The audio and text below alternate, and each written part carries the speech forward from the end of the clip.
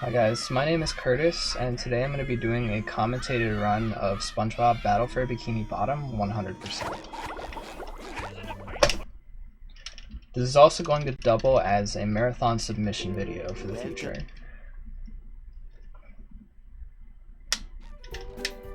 So if you've never seen this game before, the basic idea is that we need to collect these golden spatulas scattered all throughout Bikini Bottom to enter the Chumbucket lab and shut down Plankton's plan of creating robots to terrorize Bikini Bottom.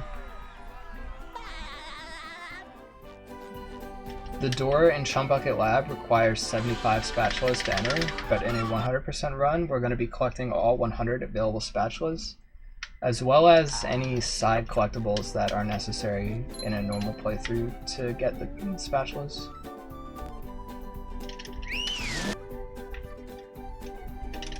Gonna do some unintended platforming up Squid's house to get the spatula on top of the pineapple. Now I can wear 4 pairs of underwear. So the glitch that I'm setting up on the taxi pad is going to disable the game's out of bounds detection. So the two types of out of bounds detection in this game are the type with this death sand here, which will take you no matter what if you stand on it for 2 seconds. But then there's out of bounds zones, such as the one that's in this pit up ahead in Jellyfish Fields. And by doing the glitch with the taxi pad, where you enter a level with the hand on the screen, it allows us to enter zones such as this pit over here that are supposed to get you taken by the hand immediately as soon as you would enter them, but yeah. So by doing the hand disable glitch, we can do a lot of sequence breaks in this game, such as collecting the spatula early and skipping about half the level. But we're going to be coming back to Jellyfish Fields later because it's a lot faster of a level once we've unlocked the powers. So our main objective right now is to get to 15 spatulas to enter Treedome and unlock the first power-up. So our only real options for doing that right now are Jellyfish Fields, which, like I just said, is slow to do early on, and downtown, which is even slower to do early on. So we're going to be leaving both of those levels for later in the game, but to do this we actually need to skip to the second and third hubs of the game, which are normally supposed to be unlocked by beating Robo Sandy and Robo Patrick. But by doing tricks like this, where we can go around the invisible walls that blockade us, we can just skip the boss fights and come back to them later. Yeah, got caught by that invisible wall.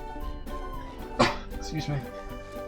So there's a faster way of doing this that saves around a minute, where you get a ledge grab under the map on the other side of these invisible walls, but it's pretty inconsistent, and me personally, I don't really opt for it in runs. Especially no reset situations.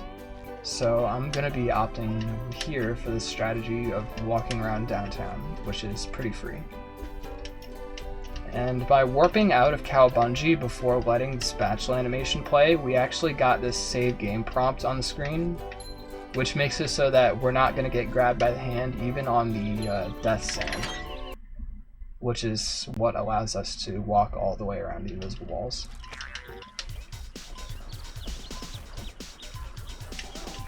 So the Treedome Fight is supposed to be done once you've unlocked the Bubble Bowl, and it's pretty well set up for assuming you have the Bubble Bowl.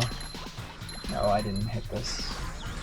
I was trying to get a combo off the Tartar, but not to hit the duplicator. These weren't great spawns.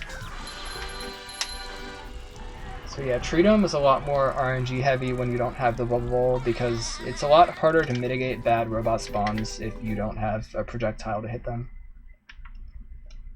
But overall, that wasn't very bad. So when you collect a sponge ball by landing with a double jump, you can store the activation of it until you land with something that's not a double jump. That's not gonna work.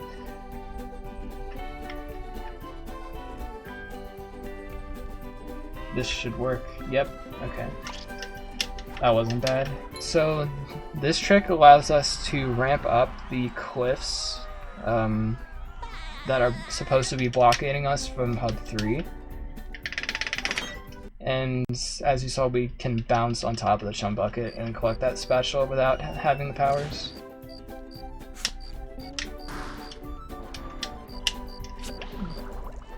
That trick also gives us access to these Hub 3 levels, which is very important for that goal of getting to 15 spatulas for Poseidon. I'm gonna talk to Mr. Krabs here to get a warp for later. And this level right here, Spongebob's Dream, is the main reason for these sequence breaks, because there's a lot of fast spatulas to collect here that don't require the powers.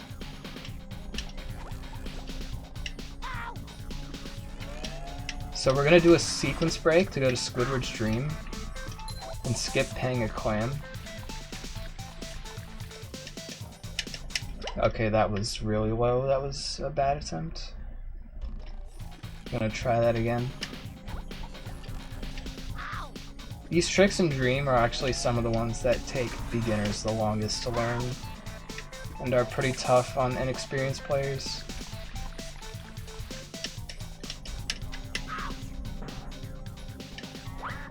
Okay, yeah, so just using the trampolines that are already spawned to get up onto Squidward's house. We're going to be entering Squidward's Dream and coming back later when we have the powers.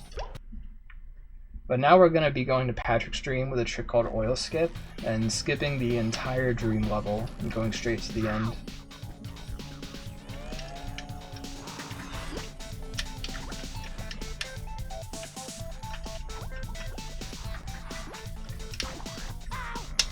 Okay, that was not the correct setup. I think I walked too far forward for that. So the basic idea with tricks like this is that if you... Okay, I'm gonna get the bad animation.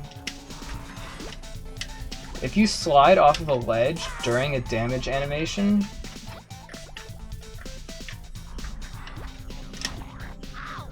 okay, twice in a row. It's not great. If you slide off of a ledge while getting damaged, you actually have more time than usual to input grounded moves and still retain your speed.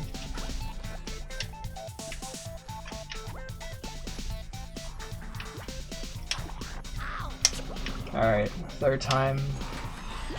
That's alright. So normally if you get hit off of a ledge, you have only one frame to input a grounded move, but if you slide off of a ledge, the game thinks you're grounded for 15 extra frames, even though some frames of your damage animation cut into those, so it's more like 7 to 8 frames to get a bash there to do that trick. If you set it up right. The first few times I walked too far forwards and didn't actually touch the ledge as I was falling off. You can still get the trick that way, but it's a lot easier to set up with a one frame, and yeah, obviously I'm not that comfortable with one frame input timings with that.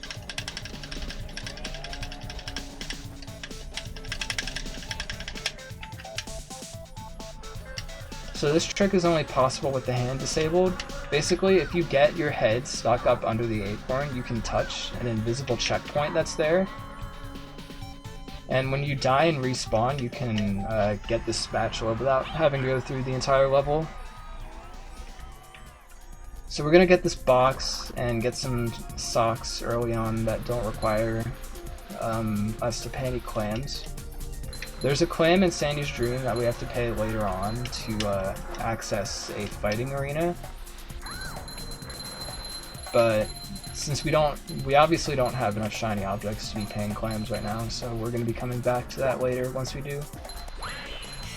There's a nice shiny count for a second. So shiny objects, I guess I haven't really explained. They're the game's currency. They're used to pay for toll gates and spatulas later on in the run. That was a bad angle.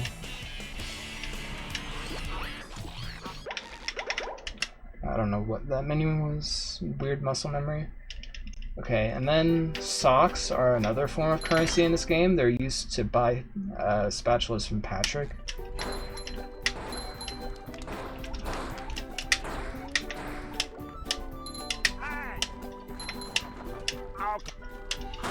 Little animation overlap here with the cutscene and the spatula animation.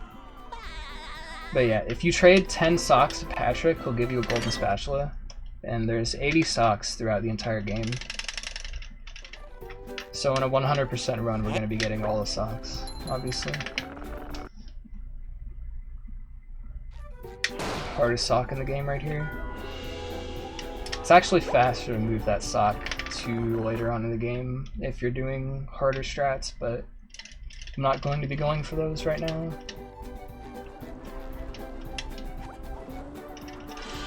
Okay, well I messed that up. I was standing in the wrong spot. So you're gonna see that a couple more times throughout the run, me entering these taxi pads in kind of weird ways. But this is for a different purpose than for Jellyfish Fields, because a bit of a precise jump right there. Skip the ledge grab. So if you enter the zone for a taxi pad that makes the text box pop up before the cutscene finishes, you can interrupt the cutscene by entering the level and save a little bit of time. So you're going to see that on pretty much every taxi pad, or at least attempt it on every taxi pad.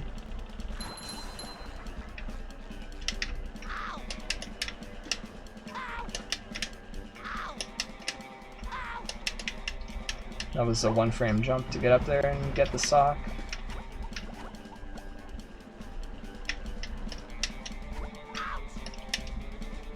I'm surprised that works. Okay, so this is called Sponge Glide. We don't really have like an official explanation for why this works, but the way we think it works is you kind of get stuck on the side of the tower. That was weird, I don't know why that didn't work. That's not gonna work either. Okay, I am having problems with these tricks today. Should barely make it, yeah. So, we think this works because you're getting stuck on the side of the tower, and the game doesn't let you fall down anymore, but it doesn't really know where to put you, but you have a damage boost here. So you can use the damage boost momentum to retain your speed while you're in this state and just kind of go flying off into the distance. So we used it to get to the island with the robot on the stack of crates. And we actually need to destroy that robot for a challenge from Larry. The way we do it in the speedrun is kind of unintended, but you can actually use like any move to kill that robot, even the cruise bubble, if you come back later with the cruise bubble. Little oversight with that. Also, we just skipped a really long cutscene on the pier that showed the pier basically destroying itself and unlocking some new platforms that we're not going to use. So there's a sock in the ice straight ahead of us that we're going to get before going to the entrance to the sea caves. So doing the sponge glides actually allows us to play this entire level in reverse order, which is really convenient because a lot of the times there's just spatulas hanging out at the end of levels and we don't have to do anything to get them if we're just approaching them from this way. So yeah, just free spatula hanging out at the end of the level. We actually do this with a lot of the levels because the levels are usually arranged in loops so that you can access the start of the level once you've finished the end of the level. Just met the Sponginator. Bit of an unintended jump down there to get that sock. You're supposed to like raise up the goo and freeze it with the freezy fruit to get that sock, but that way's faster. So the menuing in this game, you can menu pretty much as fast as you can press buttons. And you can also use both sticks and the D-pad to menu. Typically, people who run this game would use both sticks. You have to alternate the sticks, because if you press the sticks the same direction in the same frame, it actually doesn't do... it only counts for one input.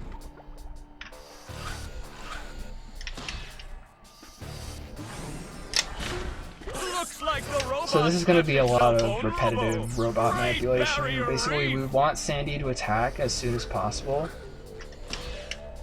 So in phase 1, we're just approaching her in the middle, and then, okay, I don't know why that didn't work. Now the robot's taking a beating out there. In phase 1, we just approach her in the middle after she does hit this elbow slam into the ground. I don't know, okay, I'm just messing up everything here. Tactics and bad. If you do a short hop and a slam, like right before Sandy slams, you can actually get the slam to hit the ground, like right as the window for popping her head off starts. Move.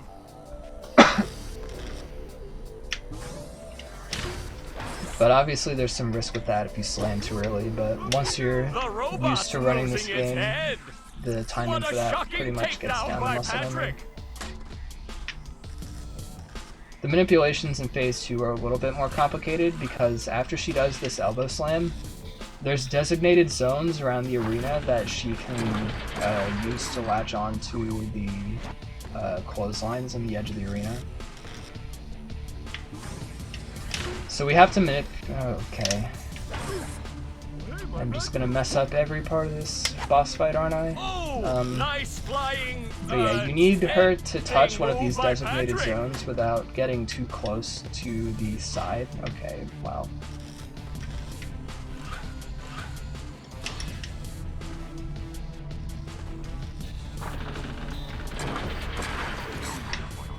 This boss fight is meant to be pretty simple with the manipulations, but obviously I'm having a little bit of trouble. Didn't lose that much time though, at least we didn't get hit by him. Such an electrifying match.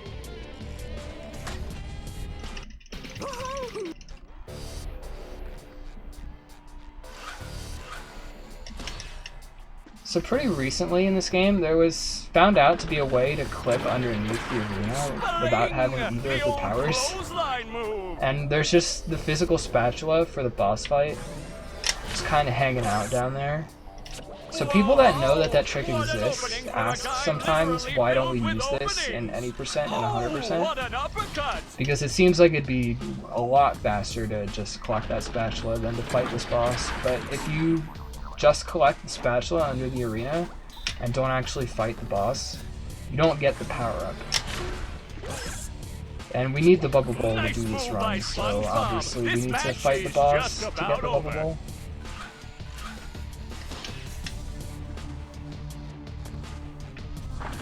There are some categories where that clip is used, such as the NG Plus categories and the switchless category.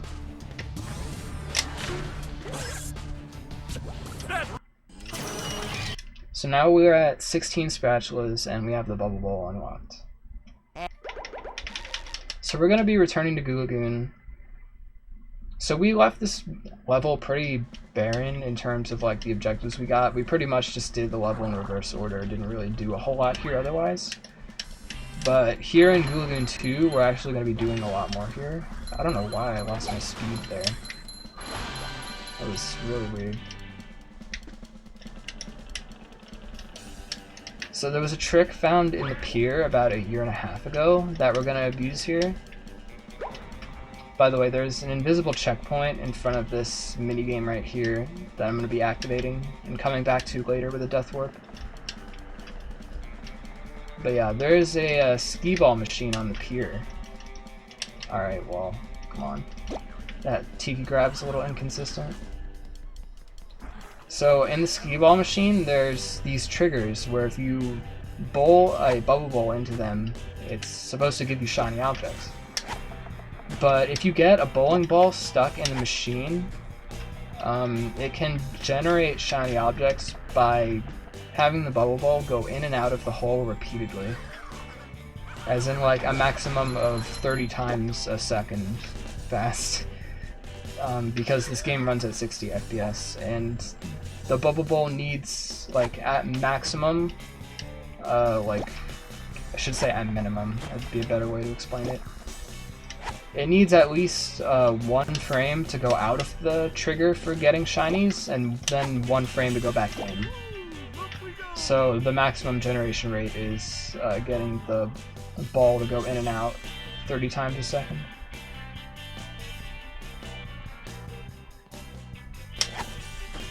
This should work pretty well. The setup for this trick with 2 tikis is pretty lenient. There's a variation of it that does it with 1 tiki, but in 100% that saves not a lot of time. This looks like a decent SBA rate. So the rates on this trick can vary a lot. Alright, it's going close to frame perfect now. So pretty close to that 30 times a second range.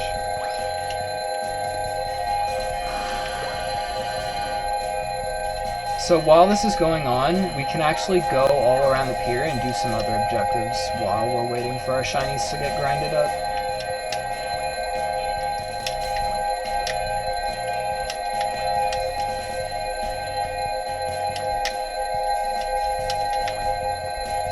Here you're going to see the rate stop though, because the camera is going outside of the radius of the render distance of the skee ball. Oh, I messed that up. Oh, I felt like that should have worked. So getting that precise ledge grab on the top of the tower here basically just skips us having to pay a clam to get up here with a trampoline. I'm going to be pretty over on shiny objects, I think.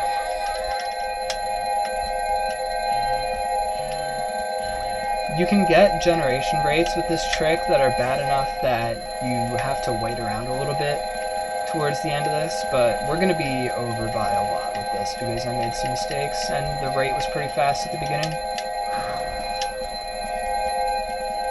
So yeah, I'm using the slide to go down here and get the spatula. Yeah, we went way over.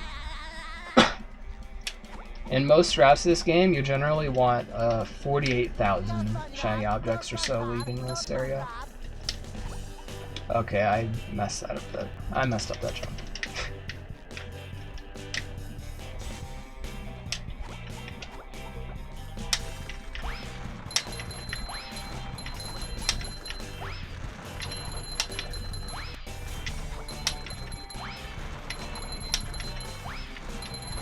Okay, so this trick is called Fast Whack. So you can actually go underneath the machine and hit the tikis before actually like activating the minigame, which is pretty funny. There's a faster variant of doing it with just 4 spins instead of using bubble bowls, but that's a lot harder and kind of cycle dependent because the tikis bob up and down a little bit. And using 4 spins doesn't really save as much time as is worth it to me. So I personally don't do it, but I don't know. It's not an awful trick. So we're returning to Sandy's Dream now that we have a lot of shiny objects to pay this clam and do the challenge that's over here called Swingers Ahoy.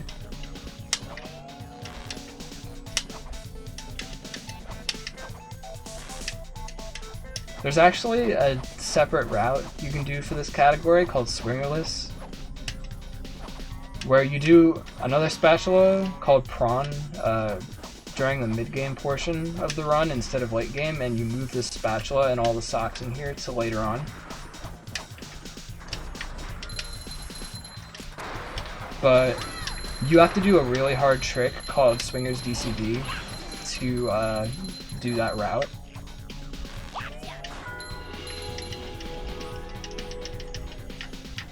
That route is really inconsistent because of that trick.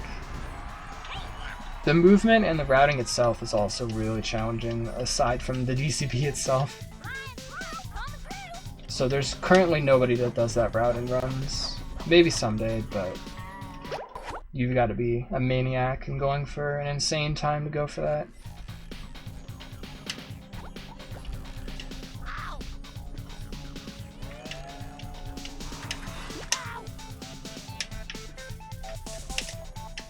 So that trick is called Forbidden Skip. That trick was known about for a really, really long time. But the original runners of this game didn't really understand how it worked initially. So they always just said it was like the forbidden trick to go for on good runs, because it only saves about 12 seconds compared to walking around. If it wasn't obvious, you actually do that trick by bowling into one of the spikes on the side of a block. So the spike damage boost will actually retain your bowling speed and get you launched across the level. A lot of beginners doing that trick actually don't understand that you have to bowl into it. Understandably so, it's not obvious that you are supposed to bowl. So yeah, we're gonna be using these shiny objects to pay for these spatulas from Mr. Krabs here. Before we had SBA in the route, we actually would... the initial way of grinding all these shiny objects was doing it in Tiki's Go Boom in downtown, which took like 25 minutes or something ridiculous. Okay, this sock is RNG. You need to spin when the TV is on the correct channel, which is a 1 in 10 chance. But your spin has multiple opportunities per spin to get the hit. So yeah, pretty awful to miss that 3 times. But yeah, after Tiki's Go Boom grinding, we actually would do grinding in Rock Bottom Museum as Sandy, which took around 18 minutes.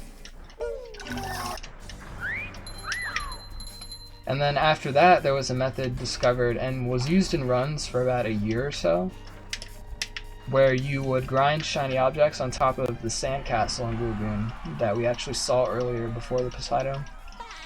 And you would grind there by shooting a cruise bubble at the stack of tikis on top and then drowning over and over again. And that lasted around 12 minutes. Pretty tough spacing here to get this sock. Alright, we barely got it. Okay. So, I forgot what I was talking about. Okay. So, okay, and then after SBA was found in October of 2018, at that point we were able to go about like 2.5 to 3 minutes out of the way to grind for all the shinies we needed. We were also able to do that before Industrial Park, so that was an extra 8 spatulas that can help us get into Industrial Park early. Oh, I am pressing the wrong button, okay. I am a smart player. But yeah, those 8 spatulas actually allowed us to put the entirety of downtown in the late game section of the run, make it a lot faster. So we saved about like 9 minutes or something on the grinding itself, and then another like 4 minutes from putting downtown into the later part of the game. Just from SBA entering the route, and then faster setups were found for SBA and faster reroutes were found, moving some spatulas around. We actually used to do jellyfish fields, some more spatulas in there early on. But now obviously we don't do that, and it saves about another minute or so.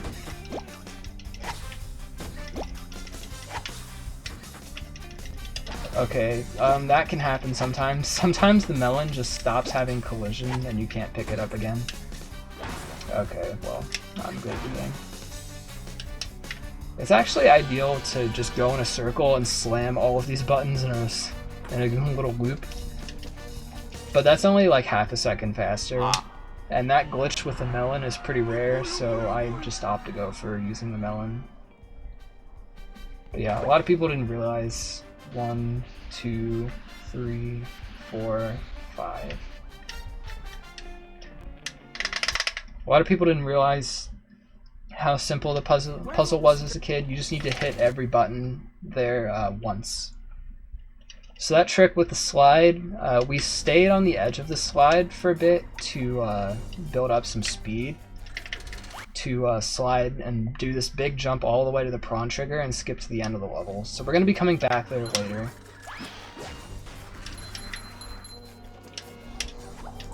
Okay, I've been having problems with this level recently.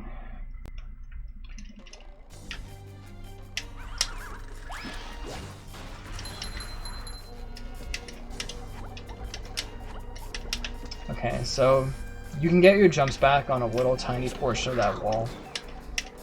Got a 1-frame jump off of that. That's funny. So by putting that thundercloud on the screen, we actually were able to get some extra lag. And for some reason, having more lag allows the bubble bowl to clip into the little metal thing with the button and hit the button from the side instead of the front. So that saves a little bit of time on average to get that lag bowl.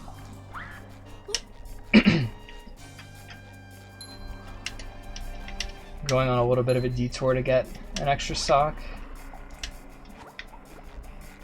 Believe it or not, it's actually faster to get the sock that way than to come back later on with the cruise boosting exploit and get that one.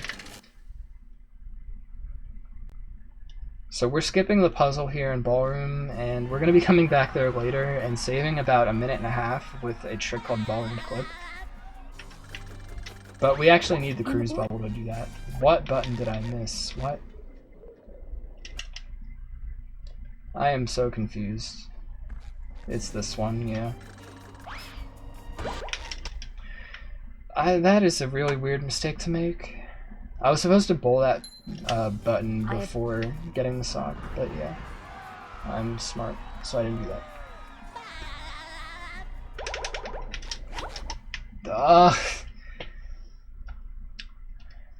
I don't know why I thought this second spatula was the wrong place to warp. Okay. So if you've noticed me bowling into like gates and triggers and stuff, it's because the bubble bowl accelerates you at the start, and then after the animation ends, you have a bunch of end lag. But if you bowl into like cutscene triggers and gates and stuff, you get, oh my god, you get the acceleration from the bubble bowl, but you don't get any of the end lag because you're waiting on something else to happen. So it saves around like half a second each time, ideally, to bowl into like loading zones and cutscenes and stuff.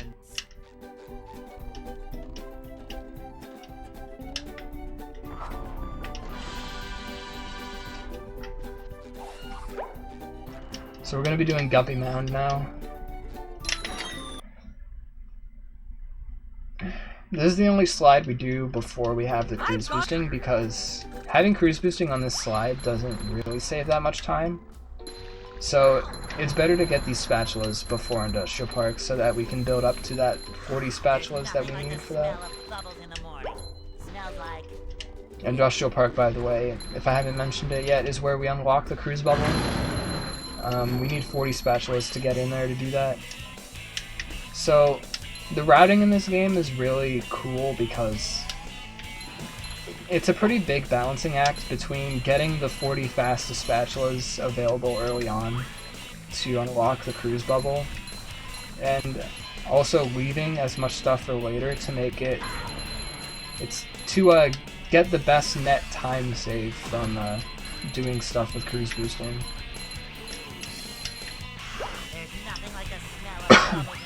Excuse me. My voice is dying right now.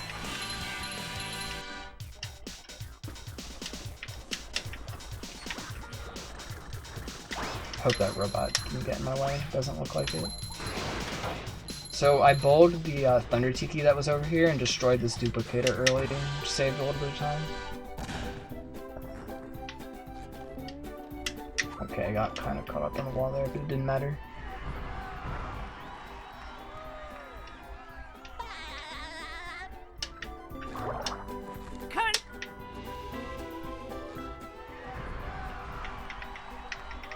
So now we're going to be heading to trade a spatula from Patrick, because we just happen to have over 10 socks at this point, and this is the fastest spatula we can get before Industrial Park. It's faster to do this than it is to do like any of the other spatulas we have available right now, for the most part. So Krusty Krab is a really technical level in 100% because we need to get the sock. So we need to destroy everything in the Krusty Krab and also clear out the robots in the most efficient way possible. I'm surprised I didn't get hit by that truck.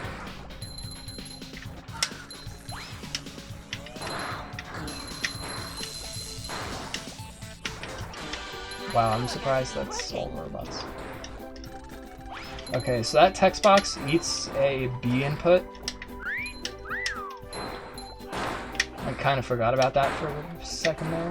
Did I get all the crates over there? Yeah, I did. For the longest time, we actually used to bowl at Thunder Tiki right there.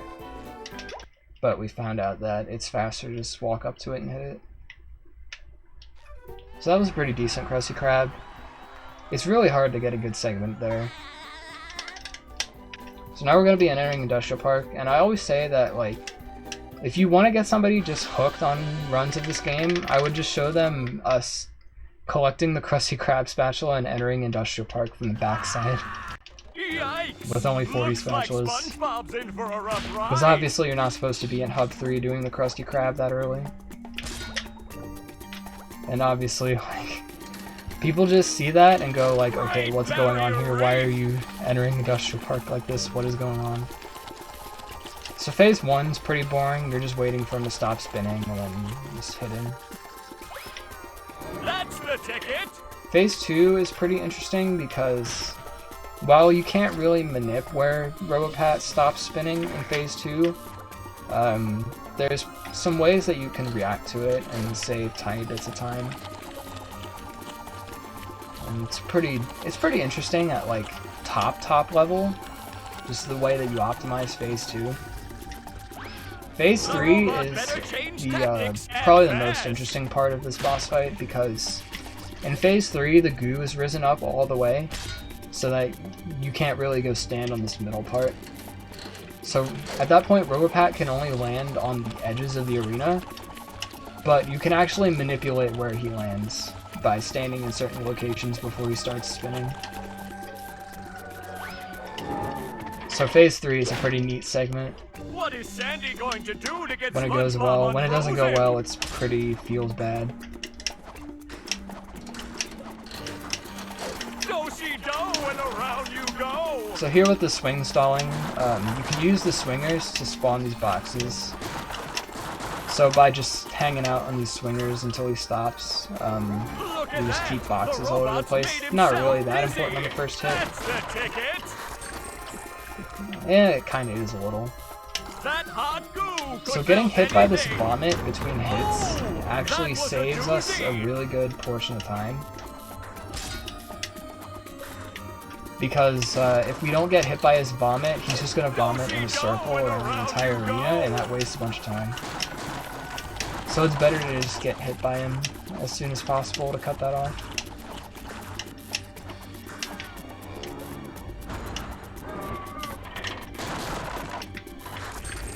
I tend to be pretty careful on these boxes and stuff here because dropping inputs is a thing that happens a lot on Xbox controllers, and it's pretty common for it to happen in this fight and lose like a minute or so from drowning.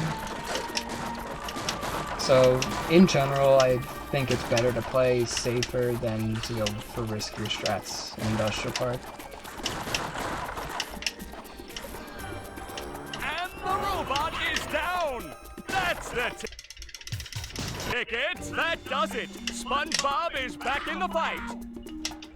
Just going out into the goo in front of Robopat to get hit earlier. Tiny little optimization.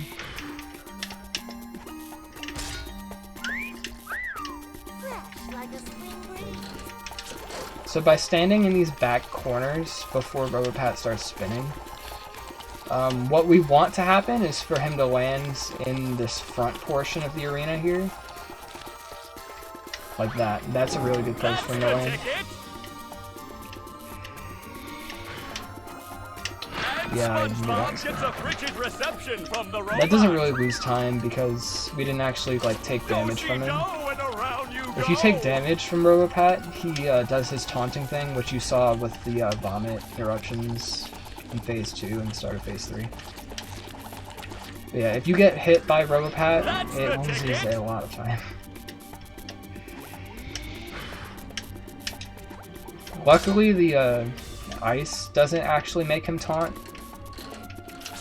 Getting hit like while he's spinning here is actually what loses a lot of time, because you actually have to wait for him to spin a whole extra cycle if that happens. This is a pretty good pace. Okay, I'm gonna be going for the safer route. So there's 2 routes you can do for this game after Industrial Park.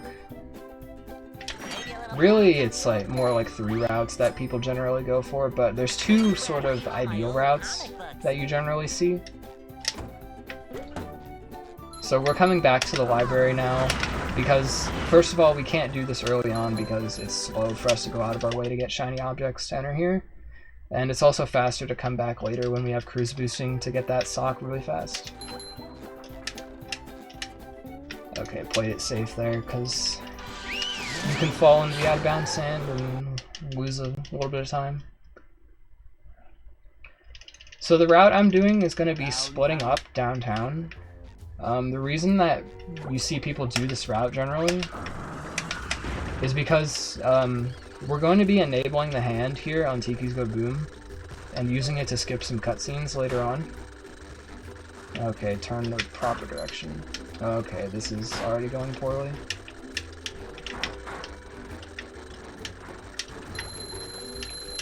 But yeah, the reason we need to split up downtown in this route is because we need to disable the hand later on, and the fastest place to do that is actually in downtown rooftops.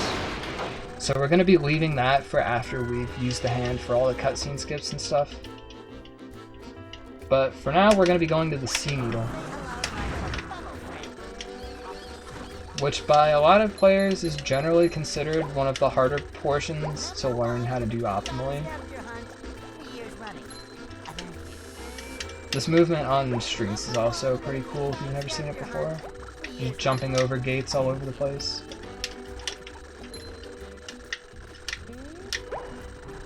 Jumping on trampolines, using cruise boosting momentum to get these socks.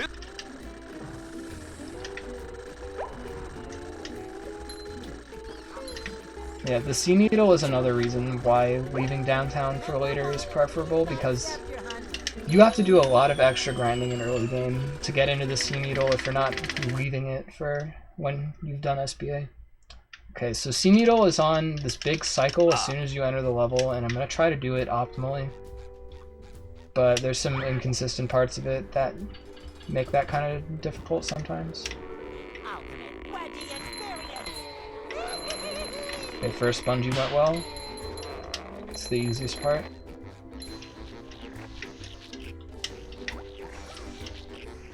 So I'm using music cues here to tell me when to get on the bungees.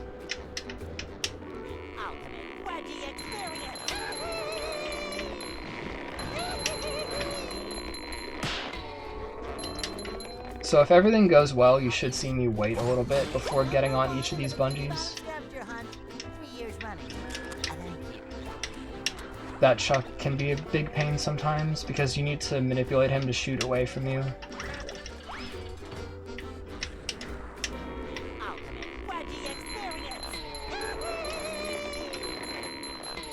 Oh boy. Alright, actually, that was a pretty good Sea Needle, all things considered. Lost a few seconds on the third bungee. Okay. I tried to get the hit on the button and get hit into the door at the same time. Didn't really work out. So that was a pretty decent Sea Needle. Now we're going to do South Door Skip.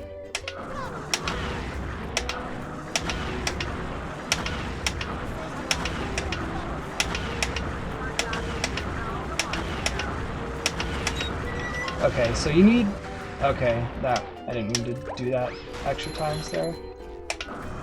So, the way that works is you need to detonate the cruise bubble on, like, the first frame it's active.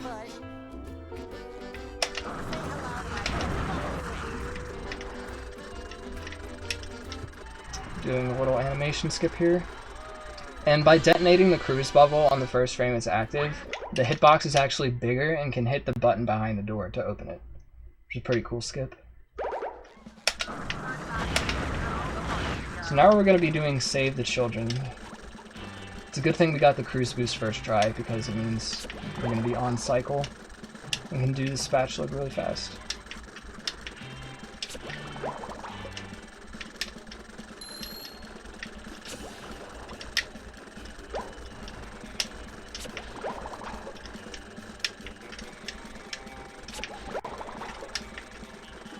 Gonna be doing a little optimization here where we drown into the spatula. Oh boy. Alright. This should be fine. So if you skip all the checkpoints on the beach and drown into the spatula, you can respawn by the castle, and it saves a little bit of time compared to reloading the level. I guess I didn't really talk about how cruise boosting works. Precise bash on there. This is going to be a clip out of bounds to get this spatula an unintended way. You're supposed to pay a clam that's on my right and go through this platforming, but instead we're just going to get it from out of bounds because it's already spawned in. Okay, well. I had a feeling that was going to happen.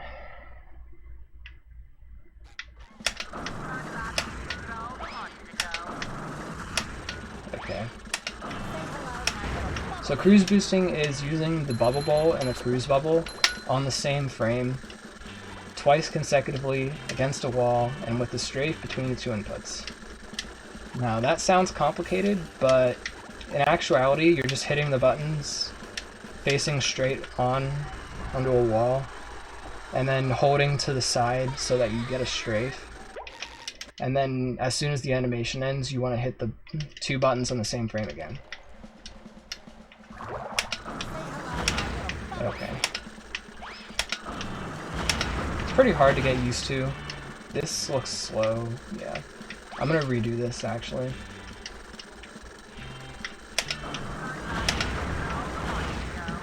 This also looks slow. Okay, come on. Your angle and positioning have a lot to do with this is slow too.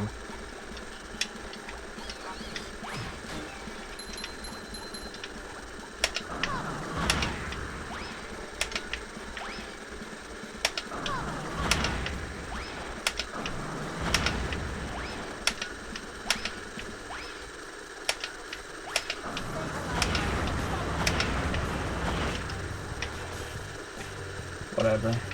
Let's just go. That, yeah, I had a feeling that wouldn't make it. So this is a pretty rough segment.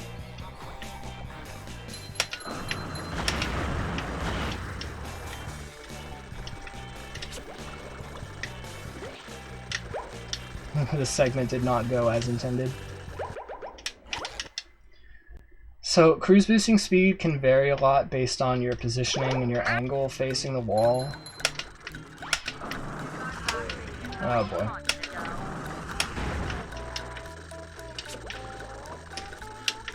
Alright, precise jump there to grab that ledge.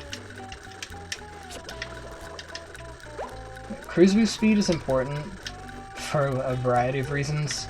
The first reason is what you saw in the sea caves, where you need a fast cruise boost to do some of the segments. By fast, I mean like as fast as you can get it with the setup you're doing. And if you don't get it, then sometimes you have to redo it or do backup strats with the speed that you have. That jump is barely possible with a normal cruise boost. Okay, I didn't mean to get bounced back like that.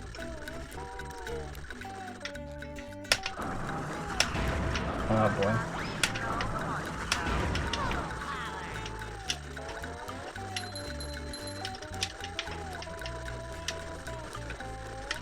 Gonna attempt to skip the spatula animation here.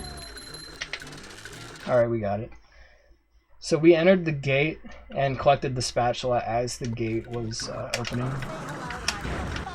So that saves about 4 seconds right there because we have to go out of our way, obviously, to go around the gate.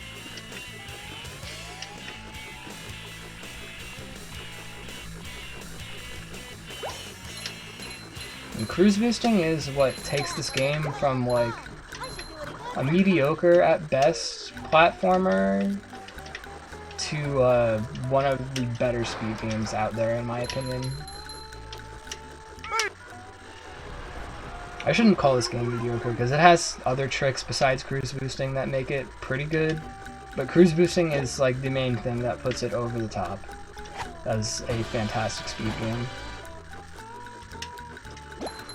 So we're walking over to this bus stop as Patrick. This is actually the fastest way of entering caves, believe it or not, is to walk there.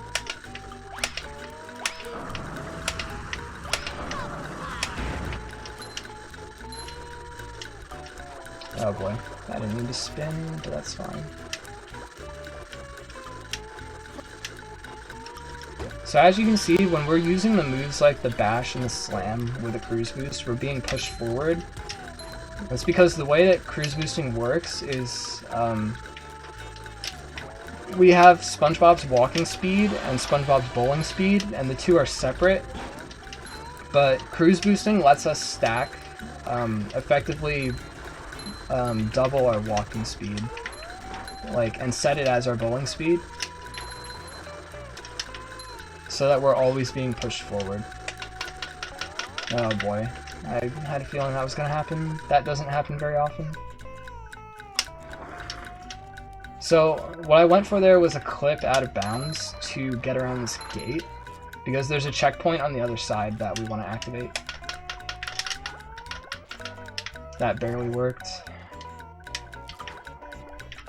So I'm doing a safer strategy where you go get the you get the checkpoint without getting a cruise boost. Okay, this was a bad cycle.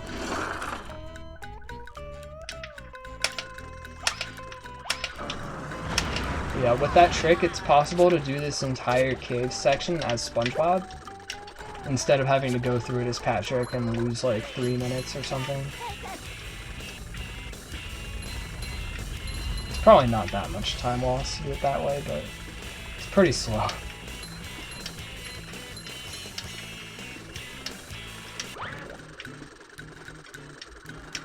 I'm gonna grab this sock before doing rock skip.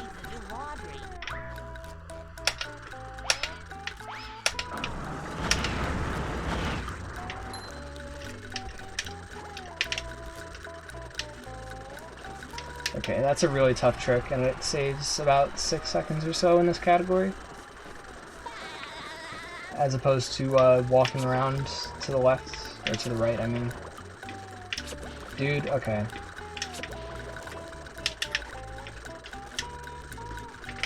That's a pretty finicky bash to get around there, sometimes. Alright, now I'm going to be going for one of the hardest tricks, for me at least.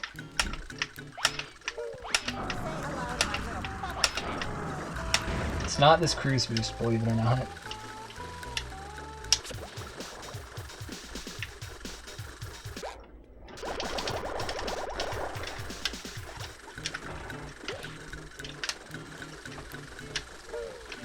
Alright, so that's called Drain the Lake Clip, or DTLC. So the way that works is I'm pressing L to clip under the ground because the cruise bubble doesn't have collision for a few frames when you press L. Okay. And what I was doing by pausing was generating lag in the background, because when you have extra lag, the intangibility frames from the cruise bubble actually get extended. And with a cruise boost, you can actually store downwards momentum if you just land on the ground and don't do a grounded move. So that was the reason for bashing off of the fountain. Okay, that's annoying.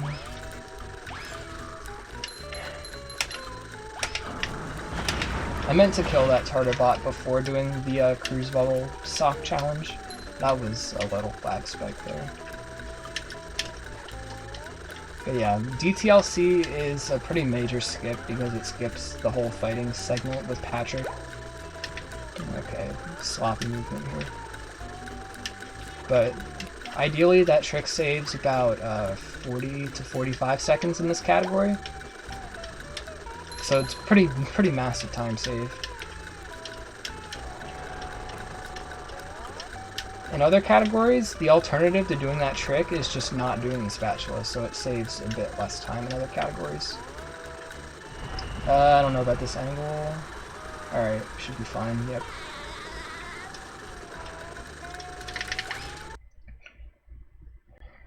So now we're going to be fighting the hardest boss in the game. So as you saw with that spatula at the end right there, cruise boosting is important in a lot of ways in this game.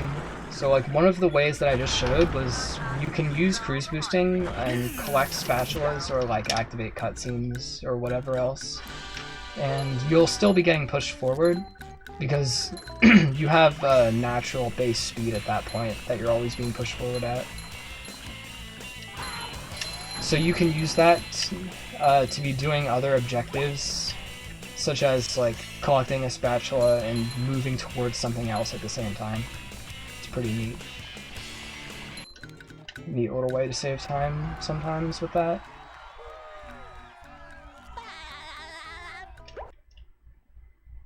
Just got one more spatula and one more sock left to get here. Okay, I was trying to get a full speed cruise boost there, but yeah, I misspaced it a little bit. Alright, well, this is going very well.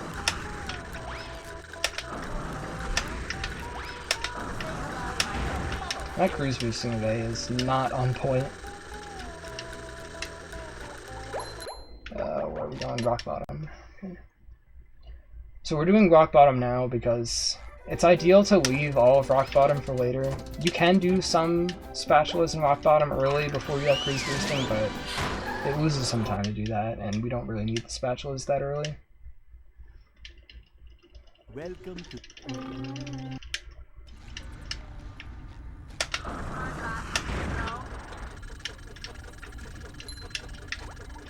I guess I didn't really talk about RCBs, which are the cruise boosts that are like sideways instead of facing forwards. But it's the same general principle as a cruise boost, just kind of turned to the side.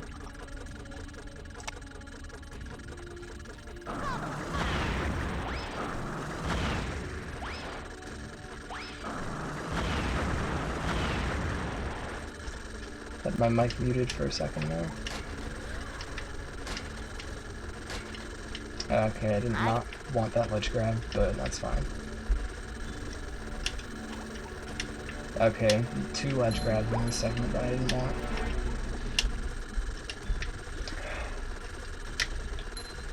Just making all kinds of mistakes right now, that's cool.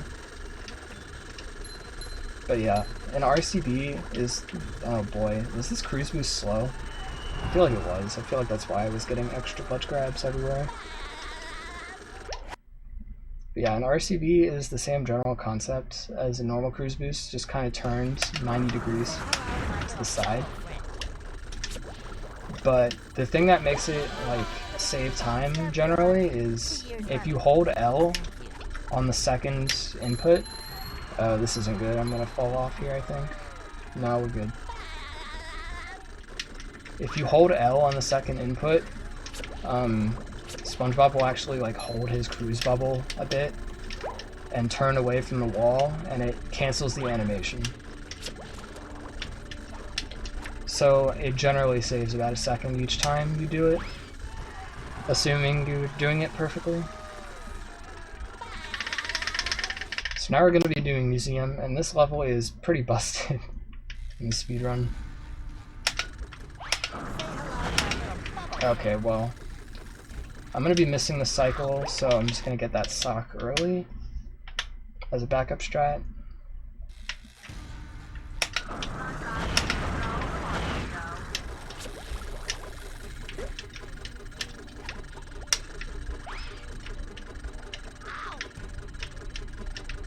Casually clipping through the laser wall.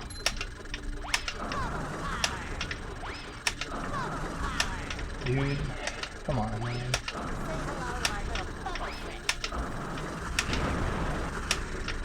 Okay. Can't do it today, whatever. I'm gonna give up on those tough RCBs. I guess. I'll probably still go for some of them, but I'm gonna give up on the ones that usually give me trouble. I didn't think that was gonna work. Pretty precise platforming to get up to the spatula.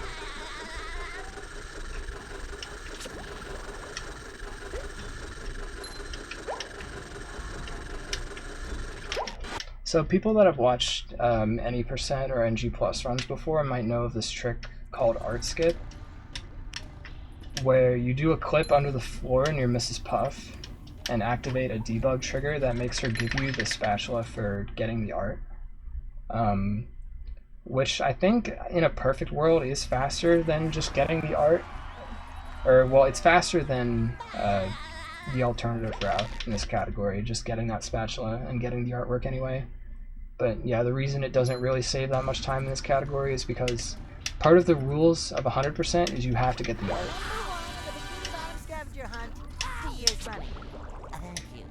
Yeah, I knew that wasn't gonna work.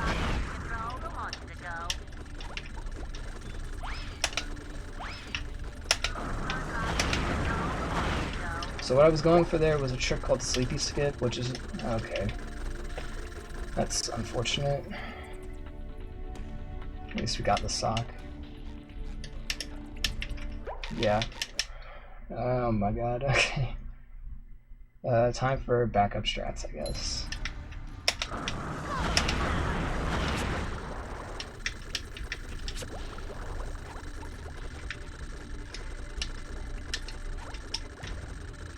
That jump was not even close to making it, but it's okay, because we got backup strats. So, Sleepy Skip is similar to like Oil Skip in the early game. You slide off a ledge to give yourself more time to hit the bash. But part of the difficulty with Sleepy Skip is the spacing as well, with the jumps and stuff afterwards. It's not really that difficult of a trick. I'm kind of surprised I missed it the way I did, but you know, it happens. So that cutscene got delayed because I got grabbed by the hand in this segment.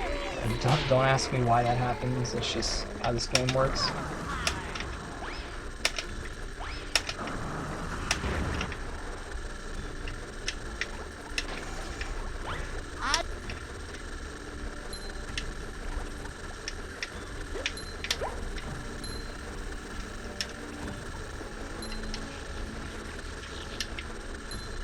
Now we gotta complete the lasers challenge by hitting all 3 lasers. However, if you've noticed, these cutscenes are pretty long, and the one for hitting the 3rd laser is even longer. And if we had to watch that cutscene, we would also have to walk back to Plankton or warp back, but I think that's slower because we don't have the warp straight to him. So what we do instead is we fall off the platform and get grabbed by the hand as that cutscene's going. And that saves around 25 to 30-ish seconds. No. We still have to collect the spatula as Sandy because the game expects us to do it as Sandy. So Plankton will not talk to Spongebob and give the spatula.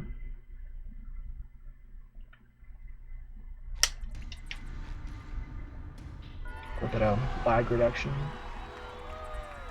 Totally necessary. So now we're going back to Dream.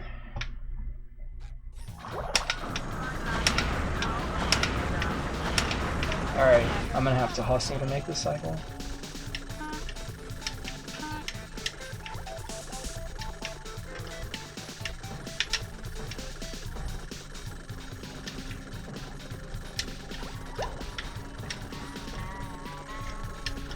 Alright, we still made it. It's all good. You don't want to be missing too many cruise moves here, because eventually it gets to a point where you can't make that tambourine cycle.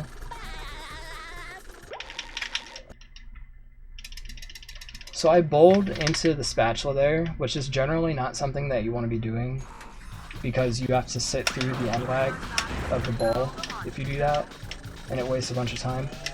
But you do it on Squidward's nose in this route, because if you fall off you get grabbed by the hand, and that wastes some time.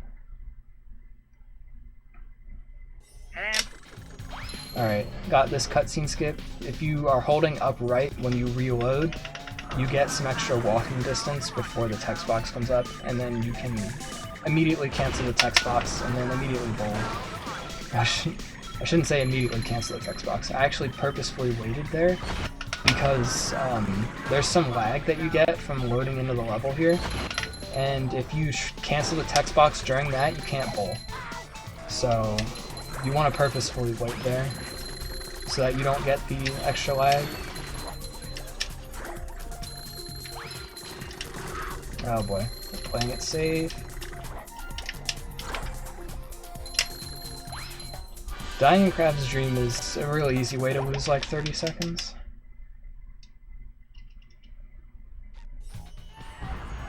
Alright, now we're going to be returning to downtown for the second half of it. Making sure I go to the right place there.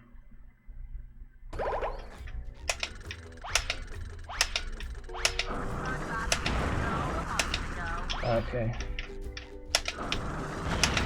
Just gonna give up on that one. Alright, this might be slow. Alright, I kind of messed up this movement. We're gonna roll with it. Let's see if the speed is fast enough.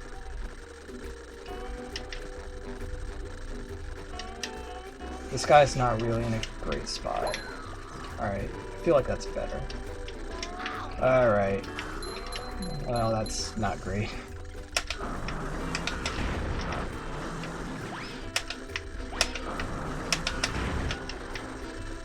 Gotta do backup strats here to get to rooftops.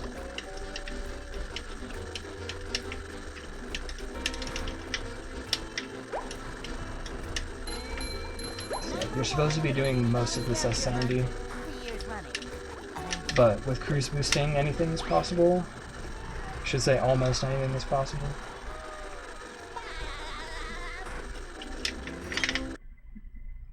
So yeah, this section right here is like one of the major reasons downtown is faster with cruise boosting. Oh boy.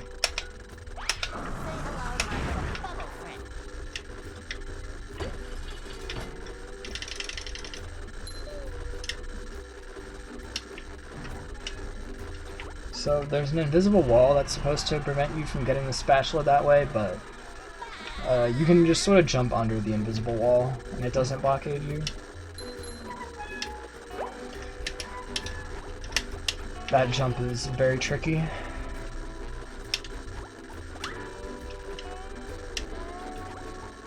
So yeah, we're gonna get this wheel and then death warp back up to that checkpoint that we just got.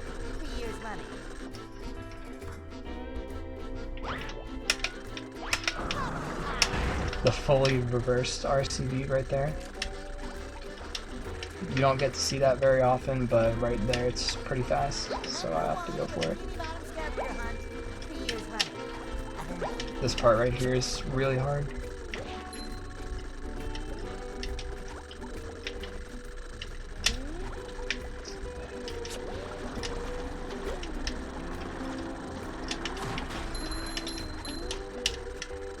Barely made that. It's faster to get the sock first and then come down and get the spatula. In this route at least, because we need to disable the hand right here. And this is a pretty tough trick to learn, but it becomes easier over time.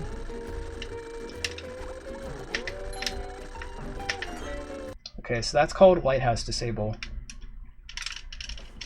So you didn't really get to see it, because everything happens too fast, but while we were entering the lighthouse, I actually did enter the zone to get grabbed by the hand. And at the start of the run, if you remember how I said disabling the hand works, you enter a loading zone with the hand on the screen. So the hand was on the screen when we entered the lighthouse, so now it's disabled for the rest of the run. What? I thought that guy, oh my god. I thought another robot spawned from somewhere. Yeah, there's another route for this game that does downtown in one segment, sort of towards the end of the run, instead of like right after Industrial Park. And the reason for that is you can actually end the game with the hand enabled, that route saves about like 8 seconds or so compared to this route, because having downtown as one segment is faster by about 8 seconds or so. I am losing my voice very fast. Let's just try to get through the run. So now we're going into Kelp Forest, which is arguably one of the hardest levels in the game.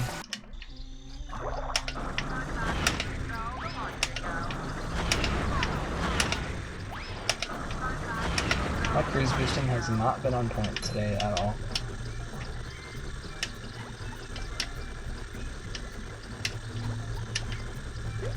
Okay, well, I'm just gonna redo this because that's awkward to back up if you miss the button.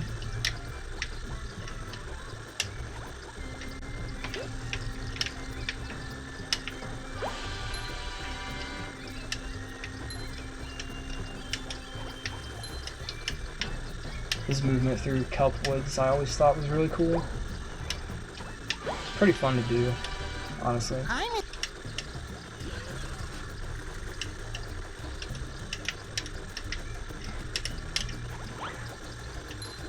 That jump to the checkpoint platform was pretty tight. I'm gonna ledge grab. Okay. Skip the ledge grab somehow.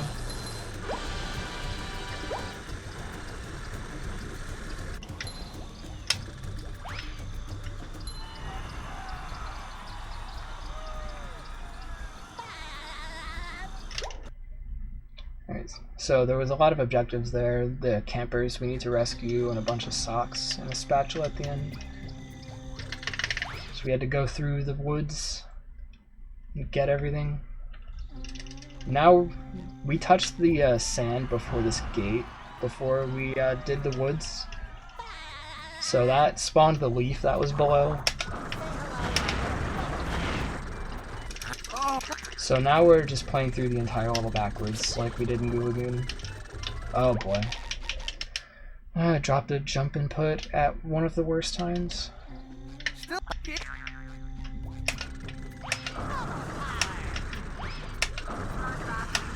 Okay.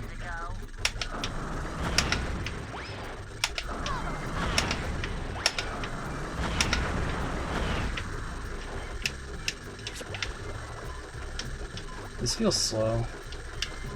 I don't know if I can do the slide strat with the cruise boost. Yeah, this is slow. I'm gonna get rid of it before going on the slide. So yeah, there's a route on the slide to get the sock that's here where you keep your cruise boost. And it's about like, I want to say like 8 seconds faster or so. I'm not entirely sure. Maybe it's less than that. I don't remember exactly. Oh boy. Oh boy. That's not good.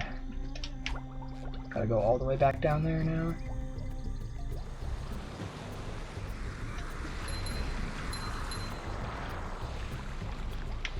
So yeah, this slide gets sped up a little bit with a cruise boost.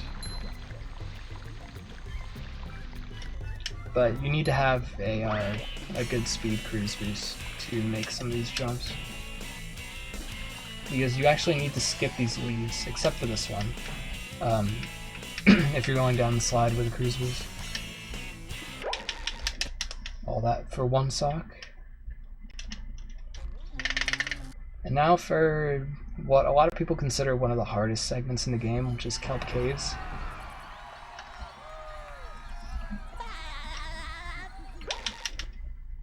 Free easy spatula from the end of the level, and then warping into crystals.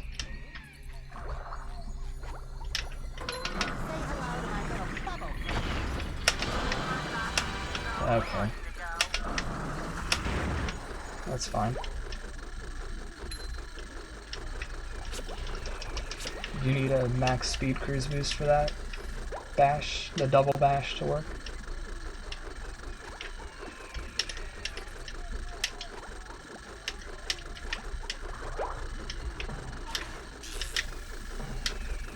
Okay, I didn't think I was gonna get that first try.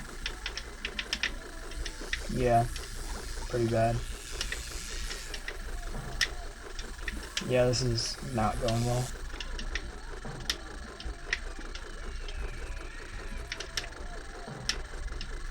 Okay, come on, dude. Let's just get the trick.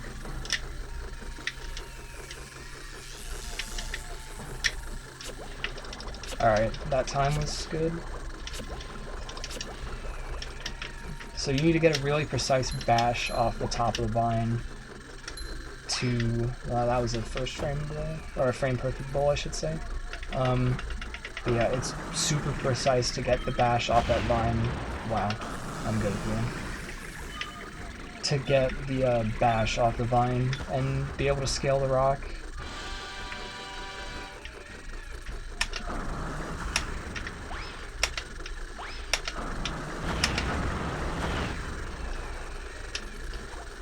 Also, the rock that we landed on in that trick, only a very specific part of that rock will actually let you bash again. So yeah, that trick is hard on multiple levels.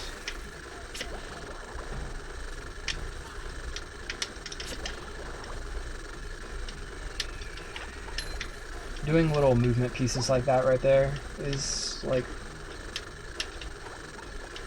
People don't really talk about like controller grip in speedrunning very often, I feel like, but for this game, I claw for a good portion of the game. Segments like that movement from the cage to the rock is something that like I need to be able to claw to do personally.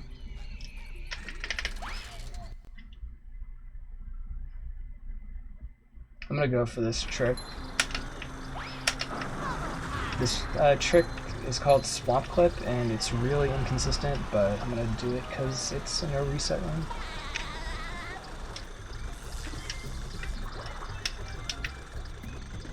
For the fans. Let's see if it works.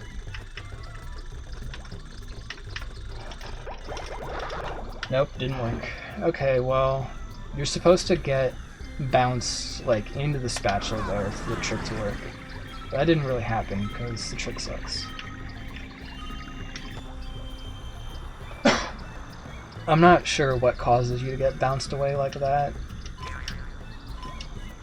That's why I don't go for it in runs, typically.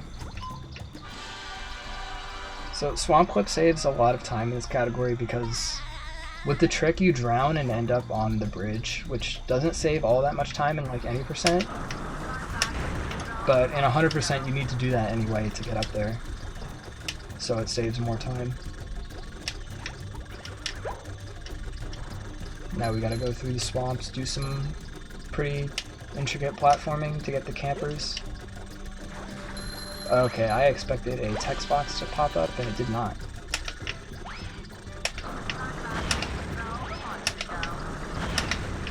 I don't know if I can cruise boost that.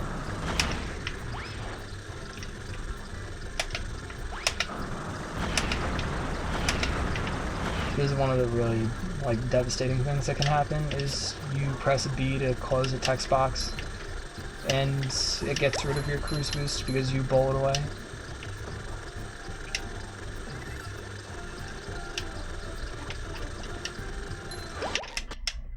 Yeah, you gotta be careful about stuff like that when you run this game.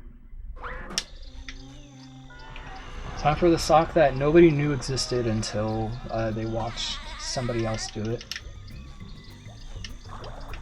I don't necessarily want to say watch the speedrun because there's other videos like that exist for showing how to get the sock. Wow.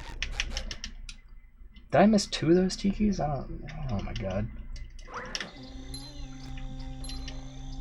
Whatever. I approached it from kind of a bad angle, so I'm not really surprised. Dude, twice? It's gonna happen twice. Okay. The sock isn't supposed to be hard. You're supposed to land in the right spot and do a bowling shot, and it works. The snapback on that angling was nuts. If anybody noticed that? Alright, now we're going to be continuing the backtracking. We're going to return to Sand Mountain.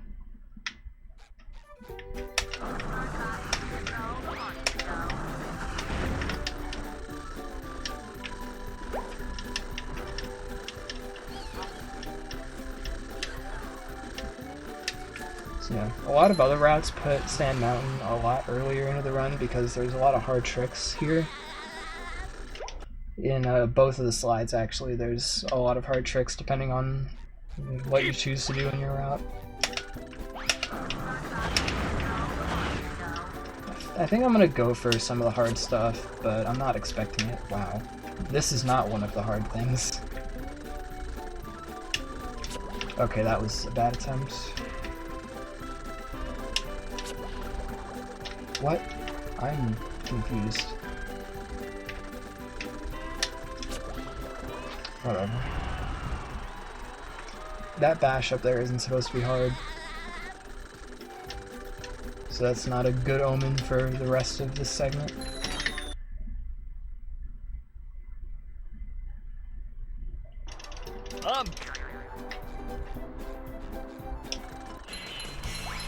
So this is a trick called Larry Time Challenge Skip, and it's probably not going to work, but we're going to go for it anyway.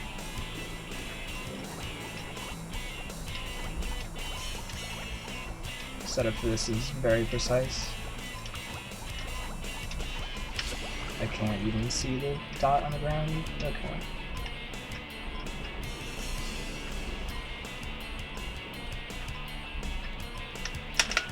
Okay.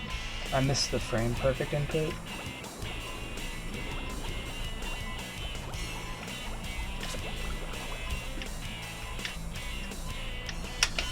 I missed it again.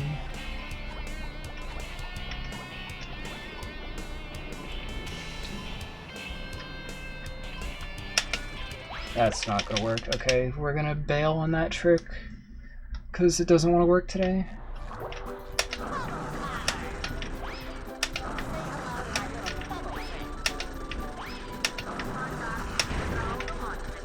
Alright, so you're gonna get to see the slide done as Sandy. My time down this slope is unbeatable. So if you activate the bus stop and then the time challenge, you can actually do the time challenge as Sandy. Do the whole slide in one trip as Sandy. This time challenge is actually really tight with getting the socks, but if you're experienced at the movement, it shouldn't be too much of an issue.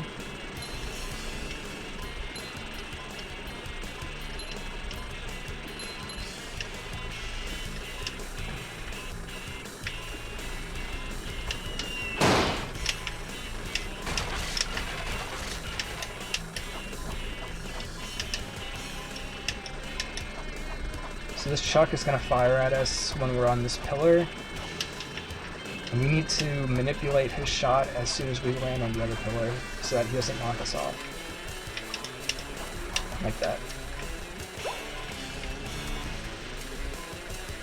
121 landing on the slide again is a really good time to make the time challenge. That's usually what I judge. What I use to judge for if I was doing that part optimally.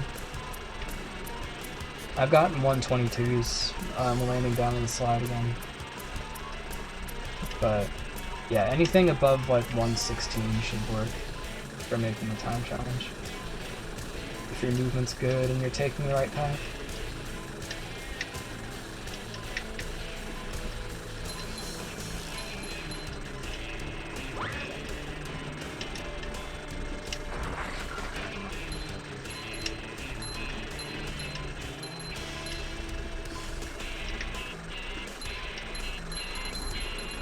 Yeah, Sand Mountain as a whole is a really unforgiving level. So yeah, I missed the trick that I was going for on this slide, and that probably, with the misses in between, that probably lost like 40 seconds or something. And then I had to do the slide as Sandy, which lost another around 30 seconds or something.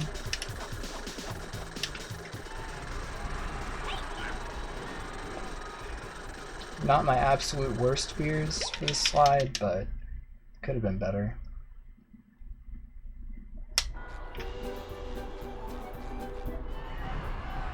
Alright, now we got Flounder Hill. I'm gonna again go for the hard strat here. which is an LCB, which is a ledge cruise boost. If I can get there first. If I don't get it within a few tries, I'm just gonna bail on that one too. But yeah, basically how an LCB works, I'll describe it after I do it, I think, because it's pretty hard.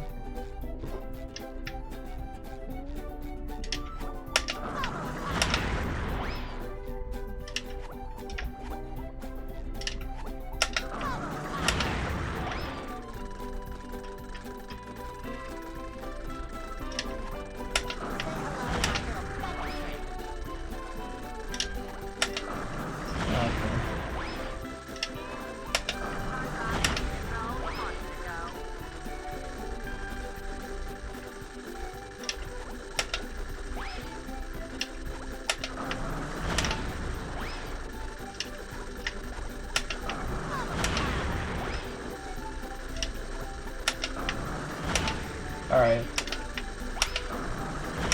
I'm just gonna give up on it at this point. I'm slick and fast. So we're just gonna do the slide without the LCD. So basically what is supposed to happen is you slide off a ledge and do your second cruise boost. And basically the way that cruise boosting calculates your speed is it uses a vector, and that vector counts vertical displacement as well. So sliding off a ledge when you do a cruise boost gives you more quote-unquote speed. It's actually a lot more speed in this case. You can get like really fast ones that save a bunch of time on the slide. So I'm probably losing well over a minute from this, which is expected. I'm not that great at the LCD.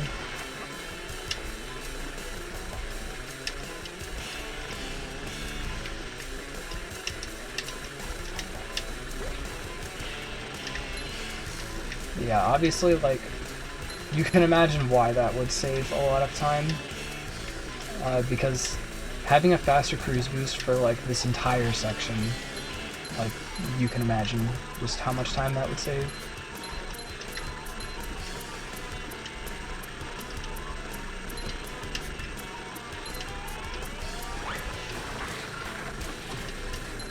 The one advantage of doing this without the LCD is you get that checkpoint as a safe strat if you fail the pipe sock coming up.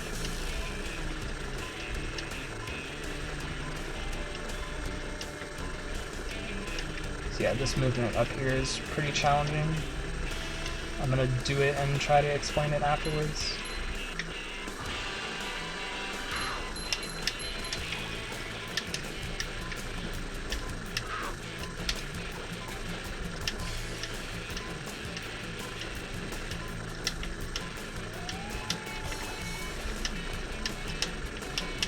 Alright, good, we got it. That movement to get on top of the pipe is really hard. Like, from getting the 8th Sandman to getting on top of the pipe is super difficult. Alright, well, I missed the cruise boost. The robots are gonna come after me now. Yeah.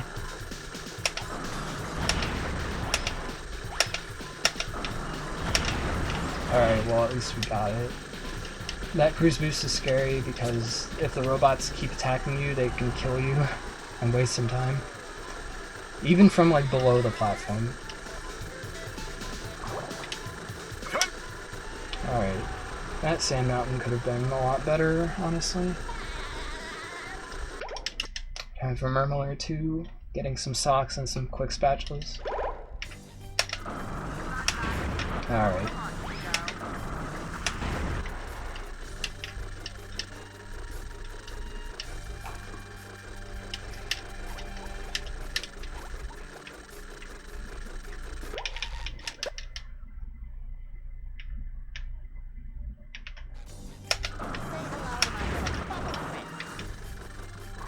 Got the RCB first try, so we're gonna make this cycle.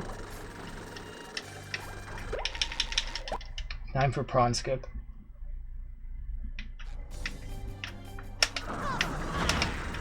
Oh boy. So, mashing L will make you clip out of the wall here, if you're in the right spot, that is, with an L clip, for the reason I explained in Drain the Lake.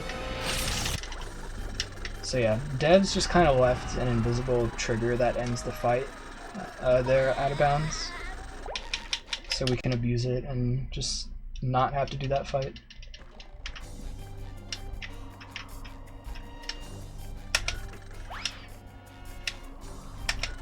Okay, so the way that that works is if you do a cruise boost input when you're not on solid ground, it gives you what's called an L bowl, and that's basically just a bowl where you don't have collision on the first frame you do it.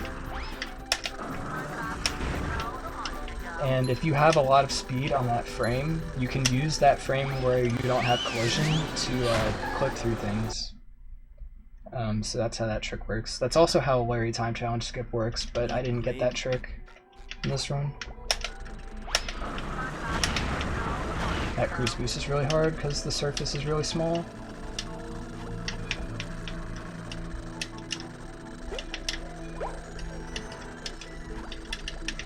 Everything about that segment right there is hard. It's really easy to mess up and fall and lose like 20 seconds.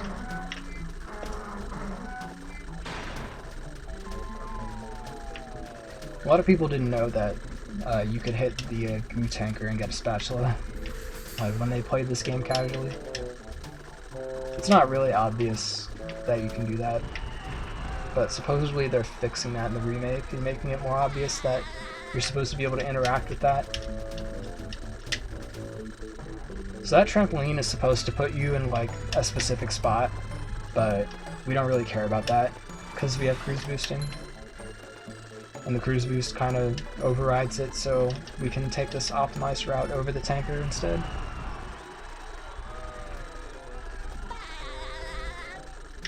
That's a weird way to get out of that animation. Excuse me.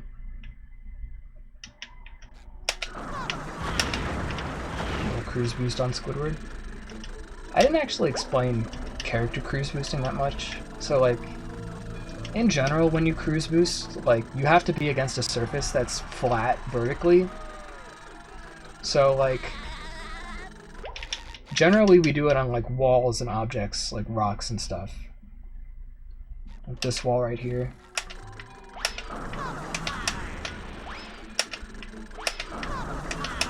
That wall's actually not tall enough for the cruise bubble to manually detonate itself. Or to automatically, sorry, so we have to manually detonate the cruise bubbles ourselves. Oh boy. This is... okay, this is going poorly. But with characters, some characters are flat surfaces, like rectangular prisms. Those characters include Larry, Squidward, and Bubble Buddy. But every other character in the game is rounded off, so cruise boosting on them is a lot more difficult. I don't personally go for any of the cruise boost off of rounded characters in my runs, but generally they save good chunks of time if you do them all over the place. Alright, that took too long. This feels slow, but it should do the job.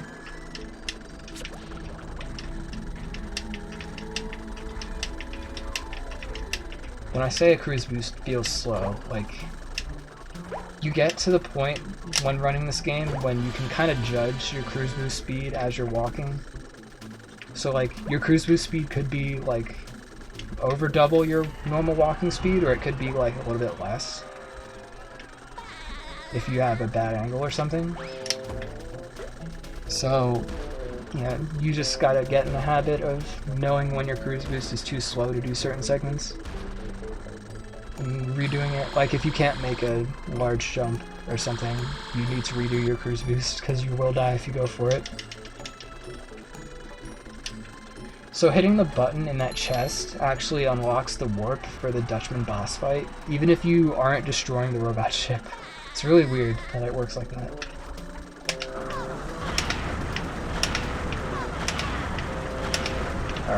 That took a couple tries.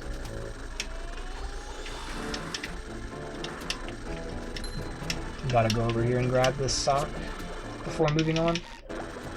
Okay, I'm glad I paused to make sure. Oh boy. Alright, backup strats time.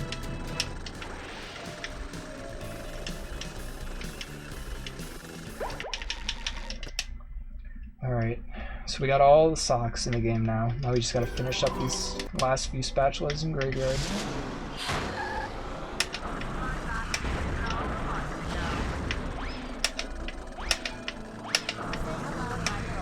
Oh boy.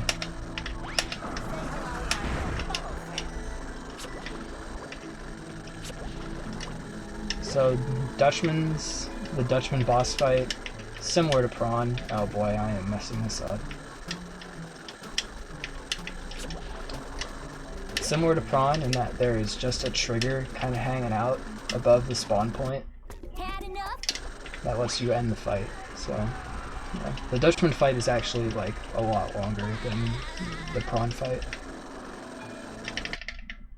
Alright, now for the final lag clip.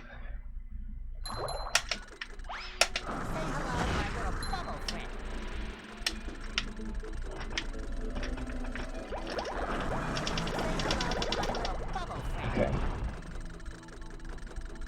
That lag clip is actually like really dependent on your camera angle. Same with DTLC. Like if your camera angle is very slightly off, then you won't generate enough lag.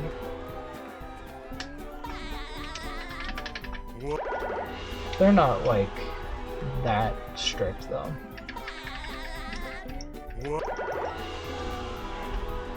Drinking some water. Haven't been able to do that like the entire run, basically.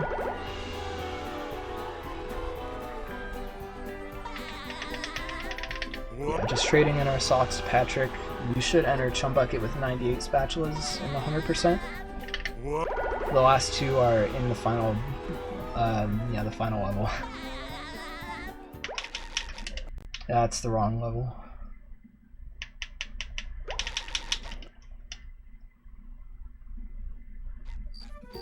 They serve food here, yes, but they don't serve love. And Robo Sponge fight is going to be very similar to what we just saw in Dutchman's. And here we are, folks, the main event! A gauntlet of ever-increasing ferocity! The robot better change tactics and fast! Alright, we got the skip. Same kind of deal as before, there's just a trigger to end the fight. Will SpongeBob be able to neutralize the giant robot's brain? That cruise boost felt slow, that wasn't going to work. Alright, so I'm going for a bit of a swaggy strat to do this final segment.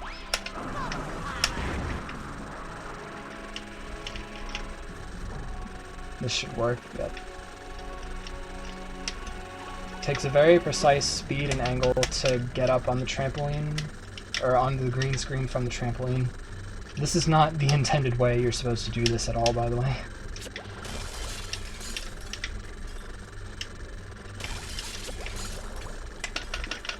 Okay, you're doing that. Okay, you can actually get, like, stuck there and have to reload the level. 139, not bad.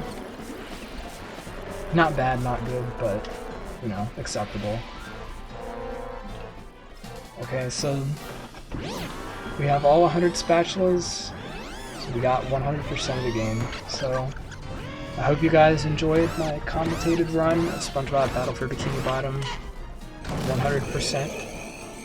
If you're interested in learning this game, we have a website at bfbb.site.